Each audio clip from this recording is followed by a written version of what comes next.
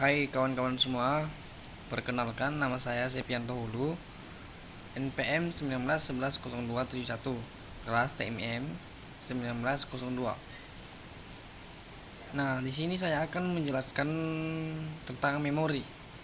Ya, barangkali teman-teman sudah tahu apa itu yang namanya memori. Nah, memori ini sering digunakan di alat-alat elektronik, misalnya HP dan komputer, salah satunya seperti itu. Nah, di sini saya akan menjelaskan apa itu yang namanya dengan memori. Memori merupakan bagian dari komputer yang berfungsi sebagai tempat penyimpanan informasi yang harus diatur dan dijaga sebaik-baiknya. Memori ini biasanya juga disebut dengan istilah komputer strong atau komputer memori atau memori. Merupakan piranti komputer yang digunakan sebagai media penyimpanan data dan informasi saat menggunakan komputer. Nah, memori ini juga merupakan bagian yang terpenting dalam komputer modern dan letaknya di dalam CPU atau Central Processing Unit. Nah, memori ini teman-teman sangat bermanfaat buat kita, di mana yang berfungsi sebagai menyimpan informasi atau data-data kita dalam bentuk file atau dokumen di dalam komputer. Ya, itulah yang namanya dengan memori. Kemudian fungsi memori, ya. Memori merupakan istilah generik yang merujuk pada media penyimpanan data sementara pada komputer. Setiap program dan data yang sedang diproses oleh prosesor akan disimpan di dalam memori. Fisik. Data yang disimpan dalam memori fisik ini bersifat sementara. Mengapa? Karena data yang disampaikan di dalamnya akan tersimpan selama komputer tersebut masih dialiri daya, atau dengan kata lain komputer itu masih hidup. Nah, ketika komputer itu direset atau dimatikan, data yang disimpan dalam memori fisik akan hilang. Jadi oleh karena itulah, sebelum mematikan komputer, semua data yang belum disimpan ke dalam media penyimpanan permanen umumnya berbasis di semacam hard disk atau floppy disk, sehingga data tersebut dapat dibuka kembali di lain kesempatan.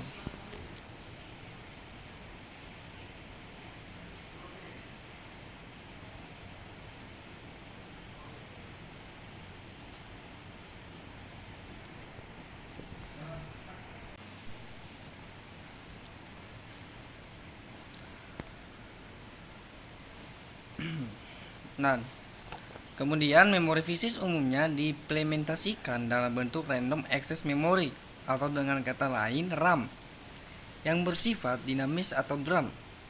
Mengapa disebut random access? Adalah karena akses terhadap lokasi-lokasi di dalamnya dapat dilakukan secara acak atau random, bukan secara berurutan, atau dengan kata lain sekuensial.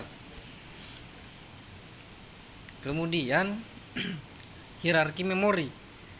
Sebagian besar komputer memiliki hierarki memori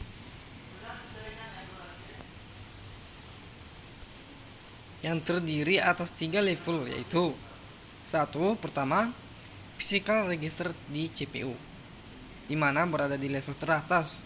Informasi yang berada di register dapat diakses dalam satu clock cycle CPU. Kemudian primary memory, atau dengan kata lain executable memory, berada di level tengah, contohnya RAM. Primary memory diukur dengan 1 byte dalam satu waktu, secara relatif dapat diakses dengan cepat dan bersifat volatile atau informasi bisa hilang ketika komputer dimatikan. CPU mengakses memori ini dengan instruksi single load dan strong dalam beberapa clock cycles. Kemudian secondary memory berada di level bawah, contohnya disk atau tape. Secondary memory diukur sebagai kumpulan dari bytes atau block of bytes. Waktu aksesnya lambat dan bersifat non-volatile, atau dengan kata lain informasi tetap tersimpan ketika komputer dimatikan. Memori ini diterapkan di strong device. Jadi akses ini meliputi akses oleh driver dan device. Nah, kemudian jenis memori. Jenis memori ini yaitu ada dua, ada memori internal dan eksternal. Nah, di sini saya akan menjelaskan apa itu yang namanya memori internal. Memori internal ini, memori jenis ini dapat diakses secara langsung oleh prosesor. Memori internal memiliki fungsi sebagai pengingat. Dalam hal ini, yang disimpan di dalam memori utama dapat berupa data atau program. Memori biasa terbagi dibedakan menjadi dua macam, ROM dan RAM. Selain itu, terdapat pula memori yang disebut dengan cache memory atau CMOS, RAM, SRAM, dan DIMM. Nah, memori internal ini memiliki fungsi sebagai pengingat di dalam komputer ataupun dalam elektronik, misalnya komputer. Dalam hal ini disimpan di dalam memori utama dapat berupa data atau program. ROM atau dengan kata lain Read Only Memory atau Framework. ROM merupakan singkatan dari Read Only Memory. ROM aksi perangkat atau peralatan proses yang terdapat di dalam CPU berisikan suatu program yang telah diterapkan dalam pembuatan perangkat komputer dan keberadaan program ini tidak dapat diubah, ditambah maupun dikurangi oleh pemakai komputer. Isi ROM diperlukan pada saat komputer dihidupkan. Kemudian jenis-jenis ROM ada itu Mass ROM, PROM, EPROM. Mass ROM adalah ROM yang tidak bisa ditulis ulang atau non-flashable, sehingga tidak dapat di-upgrade. Kemudian PROM atau dengan kata lain Programmable Read Only Memory. PROM ini merupakan sebuah chip memori yang hanya didapat diisi data satu kali saja. Sekali saja program dimasukkan ke dalam sebuah PROM, maka program tersebut akan berada pada PROM dan seterusnya. Kemudian EPROM. EPROM atau Erasable Programmable Only Memory adalah sebuah ROM yang dapat diprogram ulang dan juga dapat dihapus. Kemudian memori eksternal. Nah, memori eksternal ini adalah memori tambahan yang berfungsi menyimpan data atau program. Dengan kata lain, memori ini termasuk perangkat keras untuk melakukan operasi penulisan, pembacaan, dan penyimpanan data. Di luar memori utama, memori eksternal mempunyai dua tujuan utama, yaitu sebagai penyimpanan permanen dalam membantu fungsi RAM dan yang untuk mendapatkan memori murah yang berkapasitas tinggi bagi pengguna jangka panjang. Kemudian jenis-jenis memori eksternal. Jenis-jenis memori eksternal berdasarkan karakteristik bahan. Pertama, punch card atau kartu berlubang. Merupakan kartu kecil berisi lubang-lubang yang menggambarkan berbagai instruksi atau data.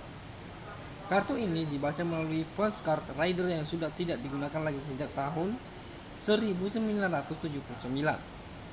Kemudian magnetic disk. Magnetic disk ini merupakan disk yang terbuat dari bahan yang bersifat magnetik. Contohnya floppy dan hard disk. Ketiga, optical disk. Optical disk ini terbuat dari bahan-bahan optik seperti dari resin atau polycarbonate dan dilapisi permukaan yang sangat reflektif seperti aluminium. Contohnya CD dan DVD. Keempat, magnetic tape. Sedangkan magnetic tape terbuat dari bahan yang bersifat magnetik tetapi berbentuk pita, seperti halnya pita kaset tapi tape recorder. Cara kerja memori. Nah, di sini saya akan menjelaskan bagaimana itu cara kerja memori dalam sebuah komputer. Yaitu pada saat kita menyalakan komputer, prosesor adalah device yang pertama kali bekerja. Nah, prosesor ini berfungsi sebagai pengolah data dan meminta data dari strong, yaitu hard disk. Artinya, data tersebut dikirim dari hard disk setelah ada permintaan dari prosesor. Prosesor sendiri adalah komponen digital murni dan akan memproses data dengan sangat cepat. yaitu bandwidth tertinggi pada P4 saat ini 6,4 GB dengan FSB 800 MHz. Sedangkan harddisk sebagai besar teknologinya merupakan mekanis yang tentu cukup lambat dibandingkan digital, atau bandwidth atau transfer rate HDD serial atau berkisar 150 MB.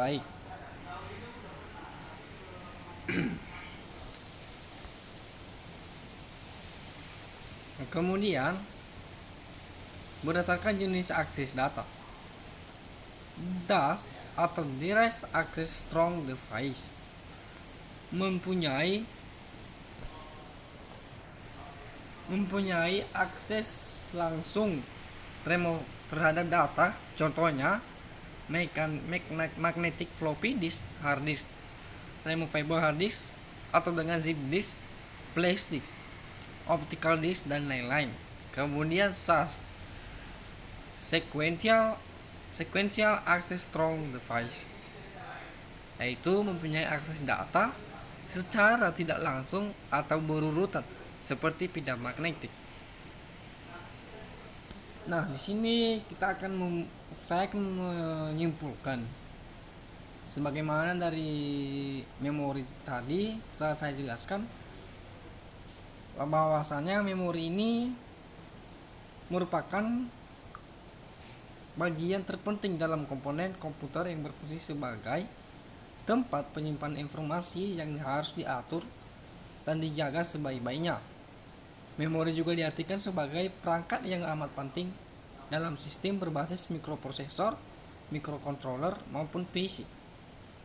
Memori ini digunakan untuk menyimpan data, baik yang digunakan sebagai program maupun sebagai penyimpanan data yang diproses oleh CPU. Nah, bagaimana kawan-kawan? Apakah dengan penjelasan saya dapat dimengerti, dapat dipahami? Apabila kurang dipahami atau masih penjelasan saya bertele-tele, saya mohon minta maaf. Jadi dengan adanya video saya ini bisa membantu kawan-kawan dan teman-teman untuk memahami apa itu yang dimaksud dengan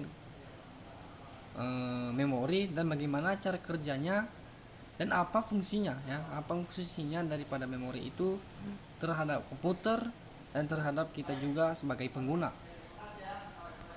Nah, di sini saya kembali ucapkan terima kasih telah menonton video saya ini, dan jangan lupa subscribe, like, dan share karena subscribe itu adalah gratis. Oke, bye bye.